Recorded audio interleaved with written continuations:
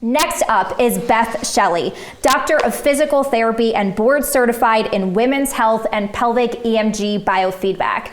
Dr. Shelley will discuss vaginal dilators and their importance in sexual health care.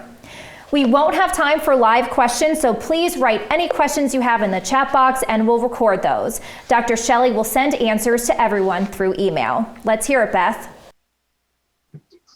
Hello, I'd like to talk with you today about maintaining or increasing vaginal capacity with vaginal dilators. My name is Dr. Beth Shelley, and I have a private practice physical therapy office in the Quad Cities. I am a consultant for a pressure biofeedback company and have no other conflict of interest with this lecture. Dyspareunia does occur after a gynecological surgery and or radiation at about 67%.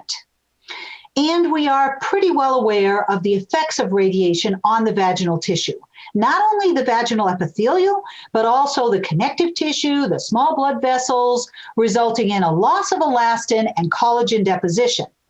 These processes weaken the vaginal mucosa, decrease the lubrication, and create scarring and fibrosis, making the vagina shorter, less elastic, and dry.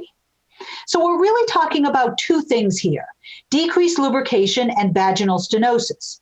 And we're going to focus in this very short talk on vaginal stenosis, in particular with the use of vaginal dilators.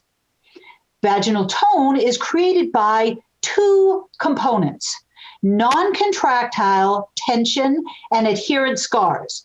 So this is the skin, the connective tissue, the scar tissue, the stuff that does not contract, but it can create tension and tightness. In addition, there is the contractile tension, or what's called the overactivity of the pelvic floor muscle. And that is treated, both of those items, with biofeedback combined with vaginal dilators. In this circumstance, I'm hoping that we can create a situation where the sensation is understandable, not scary, and the patient has complete control over it. And in those circumstances, the vaginal dilators can be very useful. The indications for vaginal dilators, some people would say, include all women undergoing pelvic radiation. We will see in just a moment some of the research around that question, and I'm not sure that's true. I think we need to more carefully pick patients who are appropriate for vaginal dilators. Another indication is a short vaginal canal. Often, the patient reports deep pain, deep vaginal pain. Unfortunately, in my practice, I have not found that vaginal dilators are as good at increasing the length of the canal as they are in increasing the circumference of the canal. So for a shorter vaginal canal, I probably wouldn't use vaginal dilators, but I would use pelvic physical therapy techniques to teach that person how to achieve penetration with a less deep position or a spacer. I do, however, feel that increased tone in all areas of the vagina, the contractile and the non-contractile components, does benefit from vaginal dilators. And you would know that there was a vagina like this if it was short, small, narrow, tight, firm tissue. That is the type of patient that I think can benefit most. Stretching with the vaginal dilators, just like you stretch out any muscle in the body, lengthening the tissue. In addition, if your patient has a recoil of pelvic floor muscle contraction when you attempt to insert the speculum or your finger, that patient can greatly benefit from the biofeedback component of this treatment. And the sensitive skin that is painful to sliding also can be improved with vaginal dilators. If the patient expresses fear or anxiety about possible negative experiences, they're afraid to have intercourse for the first time, the vaginal dilators allow the woman to practice intercourse in a safe environment. And that can very much allay the fears that can occur. Another indication for vaginal dilators. I have the method described here very briefly. performed by a qualified pelvic physical therapist, external perianal EMG electrodes hooked up to the computer to watch the relaxation of the pelvic floor muscle.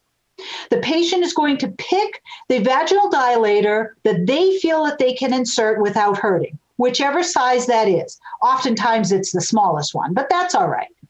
And the patient is going to hold on to that dilator and insert it into her own vagina with your guidance, verbal in most cases. In some cases, you're guiding with your hand to make sure that the angle is correct, slow enough so that she can relax. The EMG screen is showing her if she is or not. If she's unable to insert fully, you just hold the dilator right there, just like you hold a split to gradually stretch the tissue.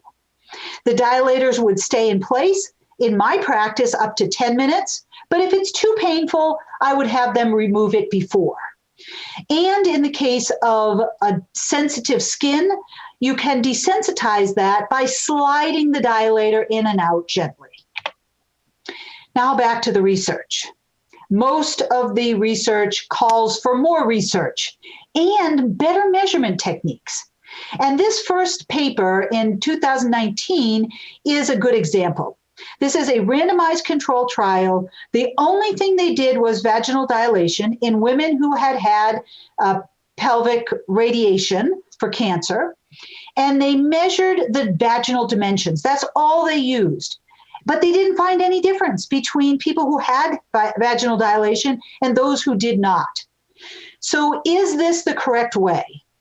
There was no measurement of function. There was no outcomes measure. There was no measure of discomfort or pelvic muscle function. So maybe not the right measurement. Unfortunately, a literature review of the same year also found inconclusive evidence, and the Cochrane review of 2014 also inconclusive evidence. But we do have some guidelines that do encourage it. And again, it appears that clinically we see that this helps, but maybe it's not correctly distributed in the research or measured. Something is not coming out as well in the research.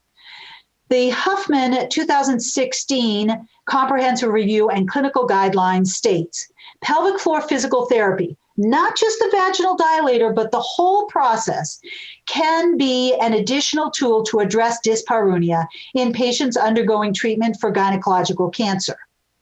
The 2014 Dutch consensus does include the use of vaginal dilators in this patient population 1 to 3 minutes, 2 to 3 times a week.